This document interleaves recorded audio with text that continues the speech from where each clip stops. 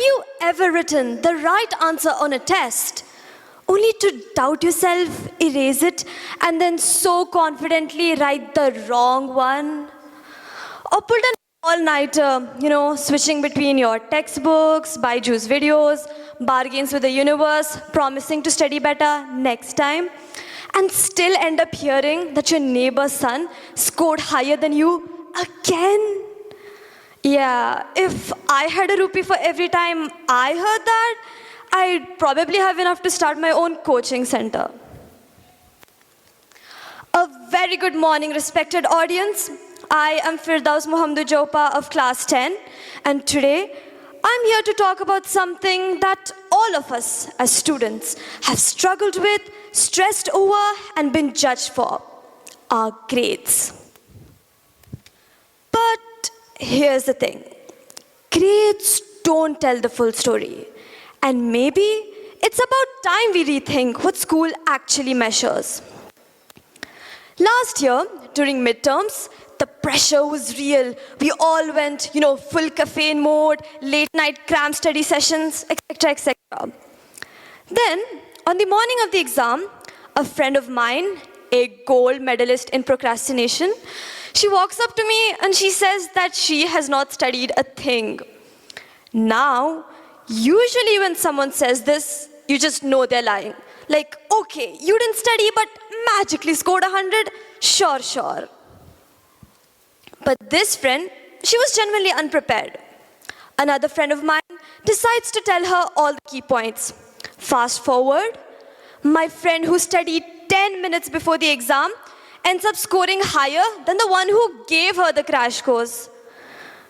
You see, if grades really measured effort or dedication, then this shouldn't have happened, right? Now, don't get me wrong. I still care about my grades, probably more than I should. I stared at the red numbers like they were personal insults. Like, congrats, you failed math, and your ancestors.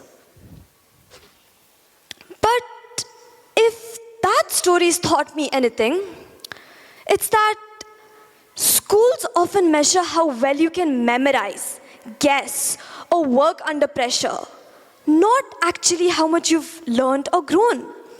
Because, real learning, it's not just about some letter on top of a page. It's about how you think, how you bounce back, and how you deal when things don't go your way. School might test your memory, but life tests your character. And guess what? There's no MCQ to get lucky on that one. So, what happens when we begin to, consider grades as the only measure of success? Well, we begin to believe that they reflect everything from our efforts to our intelligence to even our potential. As Albert Einstein once quoted, "Everybody is a genius, but if we judge a fish by its ability to climb a tree, it'll live its entire life believing it's stupid." And let's be honest, some of us are like dolphins in this tree climbing contest. And hey, that's exactly what grades do.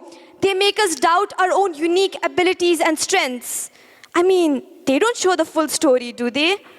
They don't reflect the late night study sessions, the sacrifices, from sleep to your social life to scrolling on TikTok, pretending to be on a study break.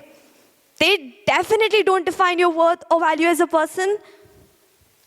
I mean, schools don't grade you for, explaining the entire syllabus to your friend at 1 a.m.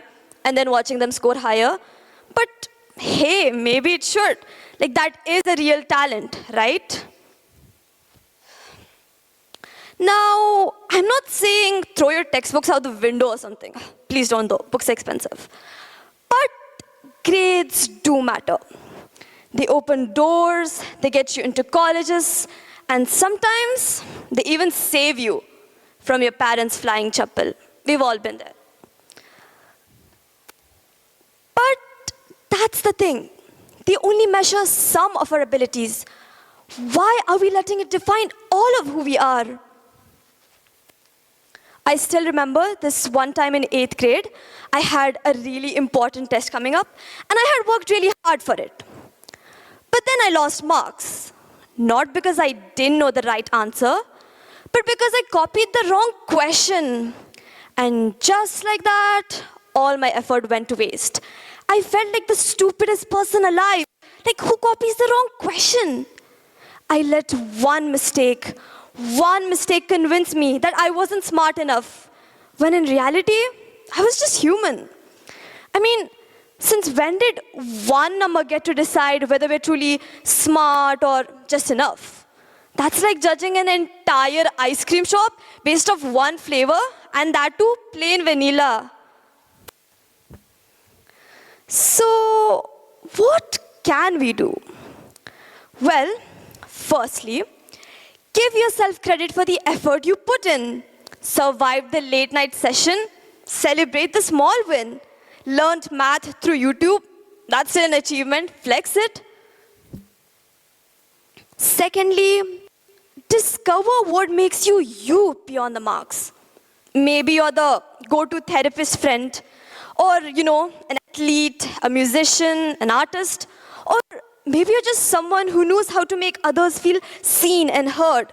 Skills no test can grade, but everyone values. And lastly, don't be afraid to ask for help or to say, I'm struggling. Stress and burnout, they don't care about how smart you are. They hit everyone.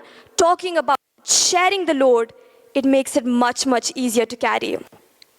Remember, real success, it's not just about cramming 10 minutes before a test. It's about the effort, the resilience, and the heart behind it all. Because guess what? At the end of the day, you're not just here to pass some tests, are you?